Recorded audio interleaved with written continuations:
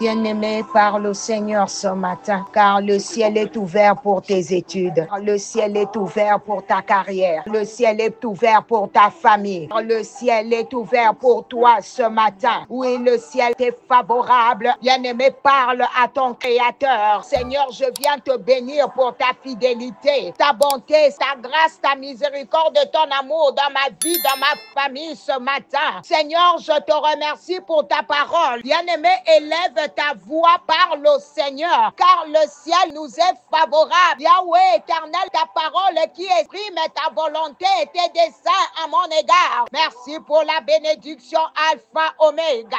Avant de nous former de la poussière de la terre, tu avais d'abord déclaré les paroles. Tu as dit, faisons à notre image et à notre ressemblance. Ensuite, tu nous as créés à ton image et à ta ressemblance. Yahweh, nous te rendons grâce pour l'accomplissement de cette parole qui était sortie de ta bouche. Merci Seigneur pour les enseignements que tu nous envoies. Yahweh, nous te rendons aussi grâce pour la parole que tu as déclarée après nous avoir créé. Cette parole exprime ta volonté pour nos vies durant tous nos séjours ici-bas. Ta volonté est que nous soyons féconds ou productifs. Comme tu l'as dit, que la parole qui est sortie de ta bouche ne retourne pas à toi sans effet, sans avoir accompli ta volonté, sans avoir exécuté tes desseins. Bien-aimé, prie. Dieu veut entendre tes propres mots. Il veut entendre une prière sortir de ta bouche. Yahweh, je prie pour l'accomplissement de ta volonté et l'exécution de tes desseins dans nos vies, dans nos familles, dans tout ce qui nous concerne. Au nom de Jésus, bien-aimé, vivre dans la volonté de Dieu n'est pas réservé à une élite spirituelle. Ce n'est pas un mystère inaccessible. C'est une réalité à la portée de tous ceux qui cherchent la parole, pratiquent la prière spécifique et observent la cohérence divine dans leur parcours. Ne laisse pas la peur, l'impatience ou l'opinion des autres te détourner du chemin que Dieu a tracé pour toi. Il veut te guider, te conseiller, te parler. Il te parle à travers les appels matinales. Il veut que tu sois pleinement dans son plan, parce que c'est là que se trouve la vraie paix, la vraie joie, le véritable épanouissement. Cherche la volonté de Dieu avec foi, avec persévérance, surtout avec humilité. Souviens-toi, Dieu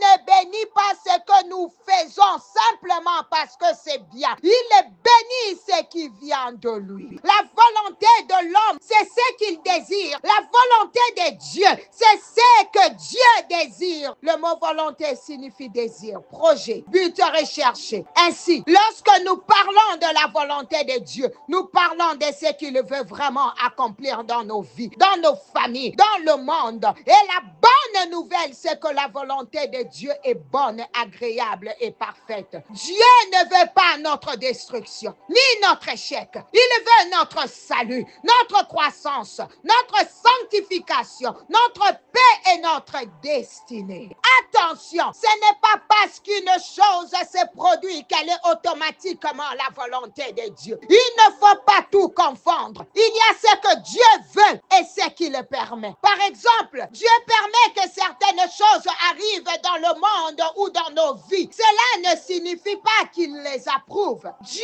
est souverain, omniscient. L'homme n'est pas une marionnette. Amos 3, 7 dit, car le Seigneur l'Éternel ne fait rien sans avoir révélé son secret à ses serviteurs les prophètes. Certaines personnes disent, si Dieu sait tout, tout ce qui arrive est forcément sa volonté. Mais ce raisonnement est incomplet et dangereux, car Dieu connaît tout d'avance, oui, il est omniscient. Cela ne signifie pas qu'il désire tout ce qui arrive. Un exemple, il y a des actes horribles sur cette terre. Meurtre, viol, injustice, famine. Peut-on dire que c'est la volonté de Dieu? Non, ce sont souvent les conséquences du péché, des mauvais choix des hommes ou de l'inspiration démoniaque. Dieu permet, mais avant de permettre, il avertit. Il interpelle la conscience. Il met des signes, il envoie des messager. Romains 2,15 dit la loi est inscrite dans la conscience de l'homme. Même ceux qui ne lisent pas la Bible ont une conscience. Dieu parle à tous. S'il permet quelque chose, c'est toujours après avoir averti,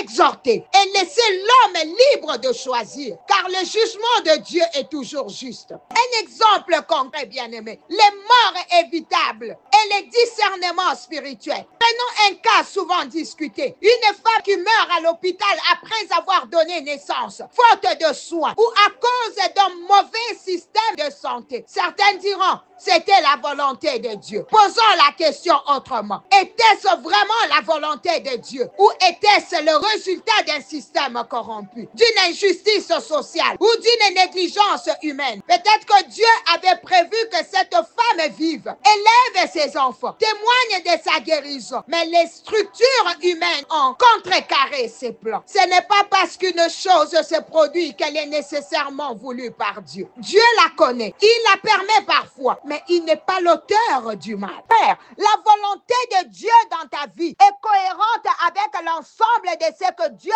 a déjà commencé dans ta vie. Elle s'inscrit dans sa souveraineté sans te rendre passif. Tu as une responsabilité. Mon frère, ma soeur, Dieu a un plan parfait pour toi. Ne vis pas à l'aveugle. Ne décide pas selon la peur ou l'émotion. Recherche la volonté de ton Père céleste avec sérieux, avec foi, avec humilité. Car dans sa volonté, tu es en sécurité. Vous savez, nous sommes dans une époque où l'on attribue à Dieu tout ce que nous ne comprenons pas, tout ce que nous refusons d'assumer, tout ce que notre négligence ou notre paresse a produit. Et je viens vous dire aujourd'hui, arrêtons de mettre sur Dieu ce qui n'est pas de Dieu. Quand Dieu a créé Adam, il ne lui a pas dit, attends que le ciel te donne le pain. Non, Dieu lui a dit, cultive la terre. Il lui a donné une mission, une responsabilité. Ce n'est pas Dieu qui venait arroser les jardins chaque matin, ni les anges qui venaient désherber la terre. Genèse 2,15. L'Éternel Dieu prit l'homme et le plaça dans le jardin d'Éden pour le cultiver et pour le garder. Cela veut dire Dieu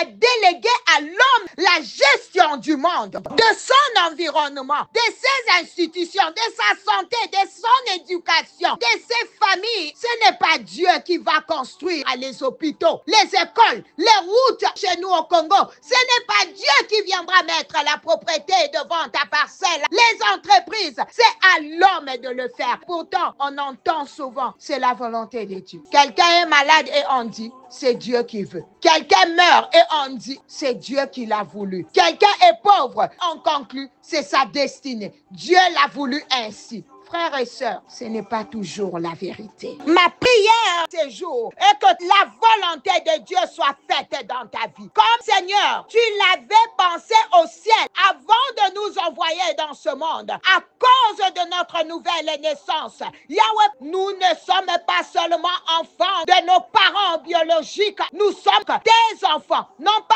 selon la volonté de l'homme, du sang ou de la chair, mais suivant la tienne. Voilà pourquoi je prie que ta volonté s'accomplisse dans tous les plans de nos vies au nom puissant de Jésus. Bien-aimé, que tu sois fécond dans toutes les dimensions de ton être, tous les domaines de ta vie. Que tu sois fécond dans ton corps, ton âme et ton esprit au nom de Jésus. Que tout ce que tes mains touchent puisse prospérer, puisse produire au nom puissant de Jésus. Que tu sois fécond dans ton corps et que tu portes le fruit de tes entrailles afin que le processus que Dieu avait prévu puisse continuer. C'est-à-dire que tu puisses te multiplier, que tout le reste s'en suive. Seigneur, nous ne pouvons pas multiplier si nous ne sommes pas encore féconds. Je prie pour que ta parole qui a été déclarée sur nos vies, après que nous fusses créés, puisse s'accomplir maintenant au nom de Jésus. Ma prière ce matin, que tu comprennes et discernes clairement la volonté de Dieu pour ta vie. Que